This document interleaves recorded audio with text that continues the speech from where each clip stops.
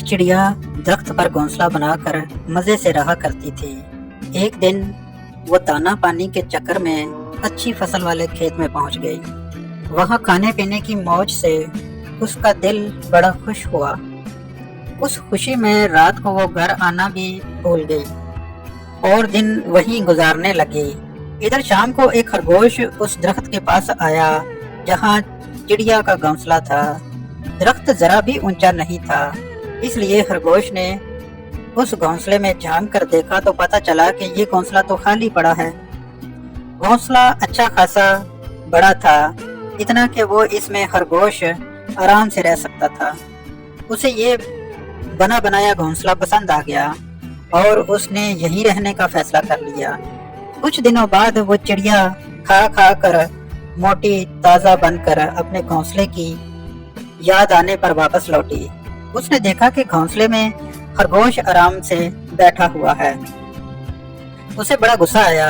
उसने खरगोश से कहा, चोर कहीं का, मैं नहीं थी तो मेरे घर में घुस गए हो। चलो निकलो मेरे घर से, जरा भी शर्म नहीं आती। खरगोश अमन से जवाब देने लगा, कहाँ का तुम्हारा घर, कौन सा तुम्हारा घर, ये तो मेरा घर है। पागल हो गए हो तुम? अरे कुआं, तालाब या दरख्त एक बार जो भी छोड़कर जाता है तो अपना हक भी गवा देता है। यहाँ तो जब तक हम हैं वो अपना घर है, बाद में तो उसमें कोई भी रह सकता है। अब ये घर मेरा है, बेकार में मुझे तंग मत करो।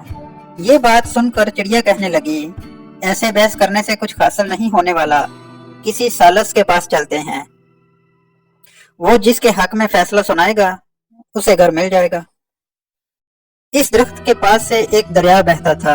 वहां पर एक बड़ी सी बिल्ली बैठी थी। वैसे तो ये बिल्ली इन दोनों की पैदाइशी दुश्मन थी, लेकिन वहां और कोई भी नहीं था, इसलिए उन दोनों ने उसके पास जाना एहतियात बरतते हुए बिल्ली के पास जाकर उन्होंने अपने मसाइल बताए। उन्होंने कहा, हमने अपनी उलझन तो बता दी, अब इसका हल क्या है, इसका जवाब आपसे सुनना चाहते हैं। जो भी सही होगा उसे वो घोंसला मिल जाएगा और जो झूठा होगा उसे आप खा लेना। अरे अरे, ये तुम कैसी बातें कर रहे हो?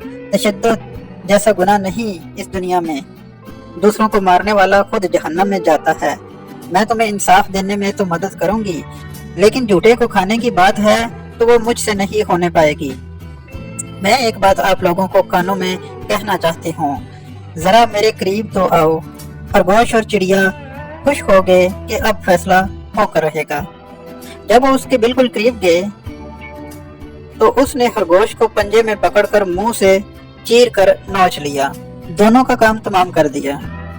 अपने दुश्मन